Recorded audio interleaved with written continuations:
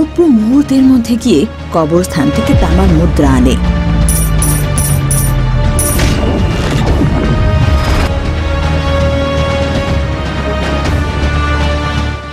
আর বেতাল পাহাড়ে চলে আসে। ওদিকে পিশাচদের সঙ্গে লড়তে লড়তে লোকি বিড়াল ভূতের সাথে বেতাল পাহাড়ি চলে আসে। আর আসতেই নাটা ভূত তামা মুদ্রা খেয়ে নেয়। তারপর গিয়ে একটু শক্তি পায়। বাপরে বাপ, আরো 1 ঘন্টা সেখানে থাকলে তো মরেই যেতাম। সময়তে এসে তুমি বাঁচিয়ে নিলে রে বেড়াল ভূত। আমি কি তোর স্ত্রী নাকি রে যে এই ও করছিস? চুল টেনে না বিনুনি করে দেবো, সাবধান। তোমার চুল ছোট তাই তুমি ঈর্ষা করো। এবার ঝগড়া থামা তোরা।